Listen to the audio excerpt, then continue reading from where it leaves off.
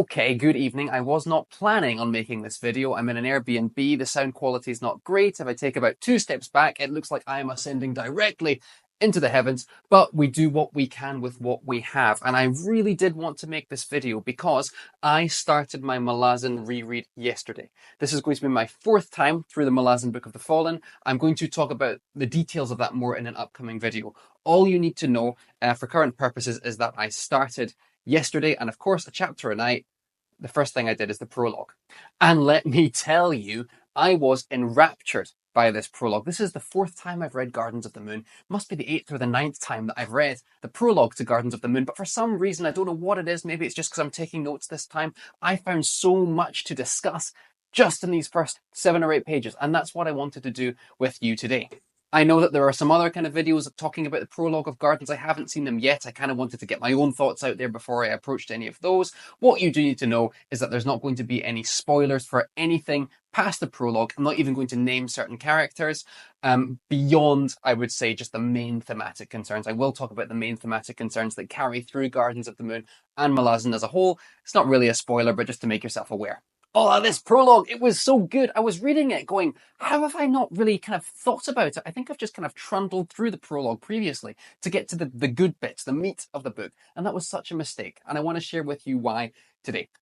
How do we start this story? Well, we start this story with a young boy, 12 years old, called Ganawes Paran. He is standing on the battlements of a fortress kind of castle called Mox Hold, which is at the top of a city called Malaz City, which is on the island called Malaz Island. Malazan, yeah. We find out in this prologue that it's the end of Emperor Kelenved's reign. We're in his final year, but that's all we really find out about the surrounding empire. We're just stuck with Ganawes on these battlements. Ganawes is looking down at a poor part of Malaz City, the Mouse Quarter, and he is watching riots and flames engulf this kind of semi-distant part of the city. He can see it, but he can't see clearly what's going on, and I would argue that is quite important for this prologue. So Ganawes is kind of standing there. You can imagine him sort of perching over the battlements, looking at the environs. A commander, who isn't named yet, comes up, puts his arms on the battlements next to Ganawes, and they begin to have this discussion. And the discussion kind of centers around a few different things. The role of gods, what's happening down below, the death of someone very far away, and also just generally what Ganawes wants to do with his life. It's almost kind of the worst possible, what do you want to be when you grow up conversation. They're having this chat. One of the commander's soldiers comes up. He has a fiddle strapped to his back. And then a woman called Surly comes up. And we find that Surly has recently changed her name to Throne Master. Remember, we're in the final year of Kelenved's reign. It becomes clear that the riot stems from a crackdown on hedge witches, wax witches in the Mouse Quarter, and this is a threat that Surly perceives to the Empire as a whole. Young Ganawes, whose perspective we're mostly seeing from, realizes that Surly is also very advanced in this empire, probably more advanced than the commander who he's standing next to. So Surly and this commander are exchanging very terse words, very tense words. The boy and the commander are then left alone as everyone else leaves, and they continue their conversation that runs until the end of the prologue. The final lines of the prologue is Ganawes begins to smell what he thinks are pigs, some kind of abattoirs caught fire, is what he's thinking. Of course, the commander realizes that it's most likely human flesh, and all he says to end the prologue is, "As you say, boy, as you say." I love it. I love this prologue. It's so good. I can't believe I've never really caught on how good it is before. Now, why? It makes me so excited to read this series for a few reasons. The first thing, clearly, it sets that tone and that mood very well. We've got military fantasy. We're understanding there's going to be a large scope here. We've got a bunch of different characters from different backgrounds and different levels of power. Tonally, it kind of sets up a lot of what is to come. But more than that, thematically, as I was going through this prologue one more time, I realized how many beats, thematic beats that are being set up, both by their presence and also by their absence. And I want to explain what I mean by that through the rest of this video. So what I'm going to do is I'm going to talk about the 3 main themes that I think come up in this prologue. 2 of them are quite apparent, and one is a little bit more under the surface that I think is worth mentioning as well. Now, the first theme I want to broach here is certainty. I think this is the most apparent one, and it's mainly brought forward through the character of Ganawes. You know, it's funny, because I think Erikson is quite like Stephen King in the sense that both authors show a tremendous respect towards the young adults and the children in their stories. Usually it's the young people who are the most perceptive, the most intelligent, the most witty. Erikson really does place a lot of emphasis on what's happening to children throughout this work, both in how they approach the world and also how the world treats them. So it's interesting. In the first couple of pages of Malazan, we get who is probably the biggest idiot young person in the entire series. Maybe idiotic is a little bit unfair, but certainly Ganowez is extremely naive. And he's so naive, he's not even aware of his own naivete, and he makes the reader sort of wince and cringe at his overconfidence. Again, he's 12 years old, but it's definitely coming across strong. And I don't think Erikson even necessarily wants us to feel animosity towards Ganowez, but there's definitely is a bit of, come on, man, elements to it. Come on, man, is probably the clever way I can articulate it. You kind of are scrunching your shoulders as you're reading some of the stuff that he is saying. So we've already talked about the pigs and the abattoir line. There's another line that I've got down here. The world, Ganowez said, doesn't need another wine merchant. The commander's eyes narrowed, gauging. He opened his mouth to make the obvious reply, then shut it again. Ganowez Paran looks back at the burning quarter, pleased with himself, and he thinks, even a boy, commander, can make a point. The obvious line being, of course, the world doesn't need another soldier. But Ganowez is so, what's the word? Just bent on saying what he needs to say to articulate what he needs to say. He is completely missing the subtext there. Another area where he completely misses the subtext is they're discussing Surly's new moniker, Lacine, and he's the one who blurts out, it means throne master, and he seems to think that everyone is kind of impressed or at least surprised by his knowledge, but really what's happening is he's saying the quiet part out loud. No one needed to say that. Everyone on the battlements already knew that. He's the only one who felt the need to articulate this line, to bring it out into the open. Again, showing an alarming lack of nuance and subtext. We know that Ganowez, as a noble, has had a lot of learning. We're not saying he's unintelligent, but it's also clear that that's not quite translating into wisdom, and certainly not social cues. Now, in my What Malazan Means to Me video that I made a couple of months ago, I talked about how deeply I empathize with Ganowez in this kind of situation. I don't think I named Ganowez explicitly, but this is exactly what I was like, maybe 19, 20, not even 12, 13. I can't even give myself that get out clause.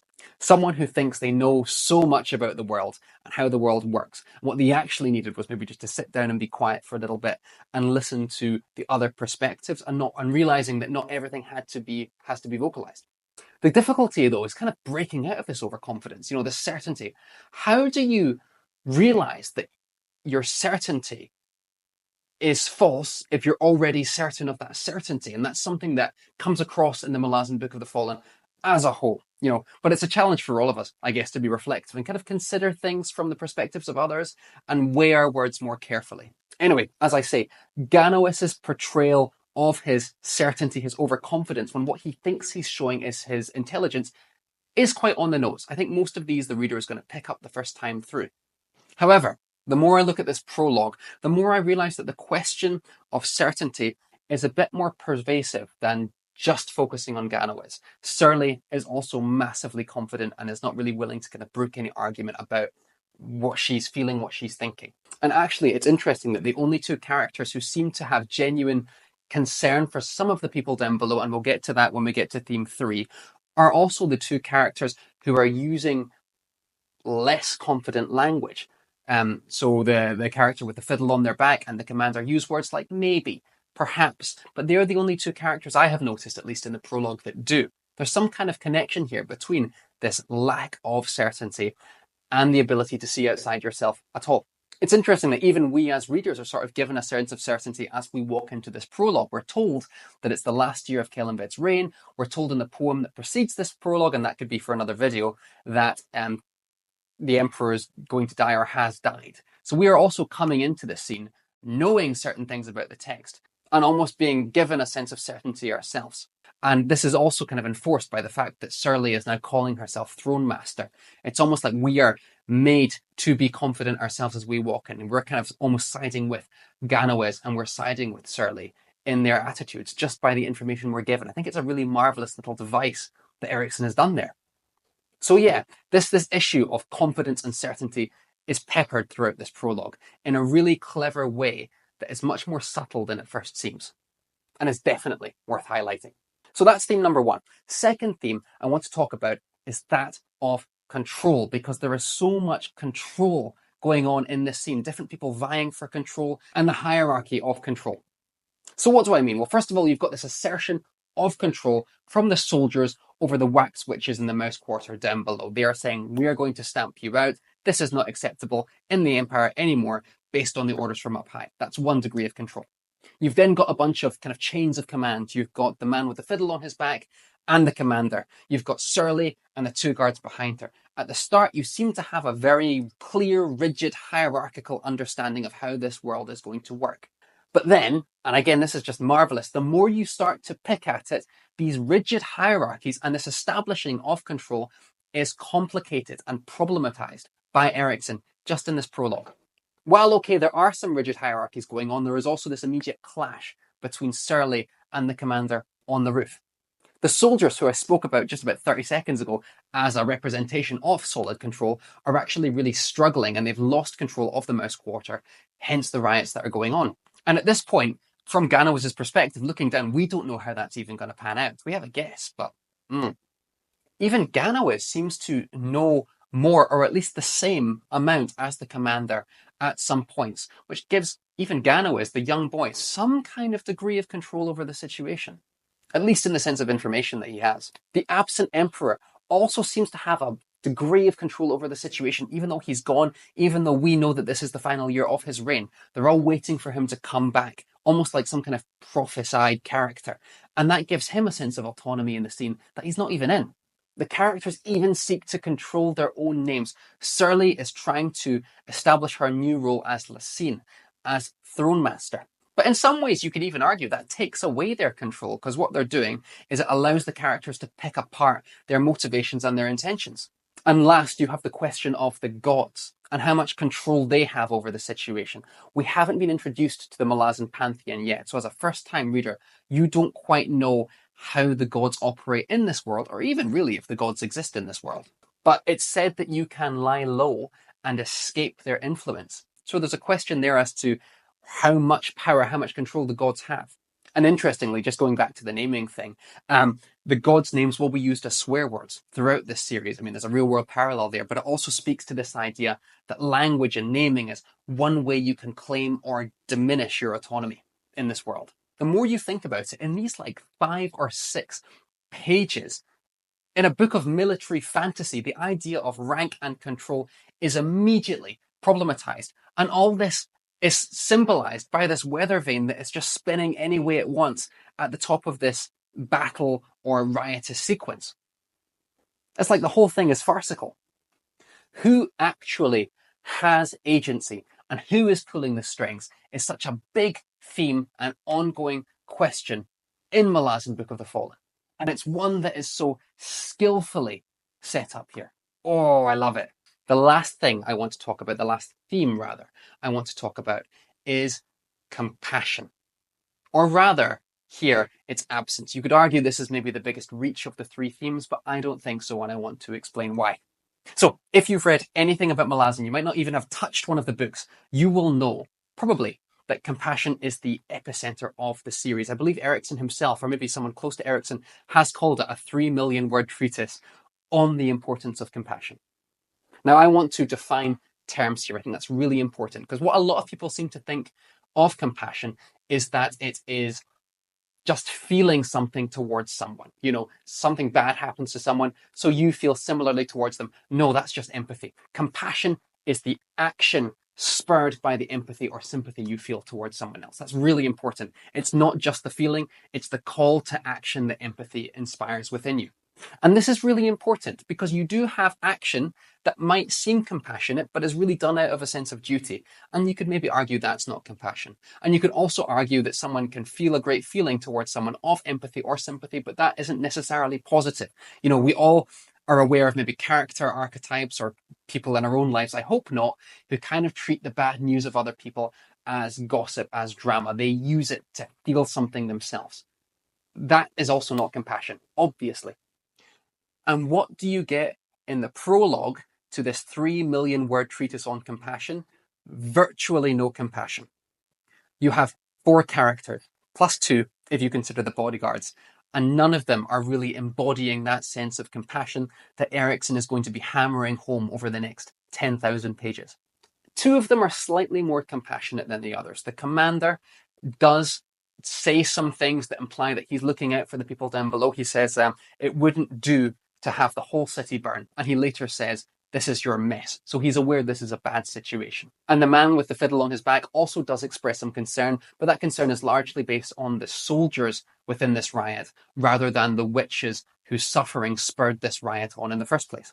Even this concern feels very thin. It feels very distal. You could argue that this is just, soldiers' language, that actually they feel a lot inside that they're not willing to say. Understatement is a big hallmark of Erikson's writing, but to me, especially when you're not familiar with who these characters are, this just also seems like soldiers doing their job. I don't get a strong sense of compassion from either of these men. And these are the two that are the most emblematic of empathy and compassion in this scene. Ganowis is watching the thing like a science experiment. Surly is watching it with kind of grim satisfaction because she's using the situation to leverage her own power. To be clear, I'm not saying these characters are bad people. We know that if you continue with the book, a lot of these characters have plenty of good in them. However, it's also interesting that this is the way in which they are first presented to us. A group of disparate people all looking down, and again, they're physically looking down at a nasty, bloody situation, a situation some of them caused, or at least part of the system that caused it, and are at least professional about cleaning it up. That's all we really get here. And again, I'd repeat, they're looking down, literally looking down, from a place also called Mock's Hold. That word mock giving that sense of distance, of cynicism. So what's almost totally lacking here in this prologue is any sense of compassion for the people involved in the riots, and more specifically, the witches whose suffering caused these riots to form in the first place. And I love this as an opening because it makes us deeply aware that we are staying on the battlements. We are not allowed to go down and witness what is happening. We are avoiding the suffering. We are avoiding the pain. We might be at a very interesting climactic moment of dialogue between two high-level characters, but we are not seeing the suffering that propels and is being propelled by these interactions. A repeated refrain that comes up in Malazan is the idea of witnessing, seeing what is happening properly so we can act, or if we can't act, at least remember. We can't here. We're too far away. And that limits our compassion, I would argue, for what's happening down below. It's almost like Erikson is signaling to us right at the beginning, hey, here's how things look without empathy and compassion. Everything is cold and precise and clinical, and that's not enough. It's such a clever introduction to the world because it strips us away of what is vital before giving it back to us in the next chapter. I hope that makes sense. I hope I'm not rambling. You can let me know if I'm rambling. But yeah, those are my thoughts on the prologue of Gardens of the Moon, and I kind of see it generally as a prologue to the Malazan Book of the Fallen as a whole. I think I'm going to keep making these kinds of short videos as I head through the series on my fourth read-through. I'm so excited to be reading my favorite series again. Really, I'm buzzing. I have about 9 other things to read, but I can't help myself. I'm not going to help myself. I'll do a chapter a day. Probably. Let me know your thoughts. I am not a scholar. I am an idiot. Let me know if you agree with my interpretation, if you think I may be missing something in my read, or if you've got another point to extend my argumentation or refute it. I don't know. Let me know what you think of these more kind of detailed Malazan deep dives. I know they're not the deepest of dives. You've got some really good stuff here on BookTube, but this is just my perspective. And until then, I'll see you in the next one.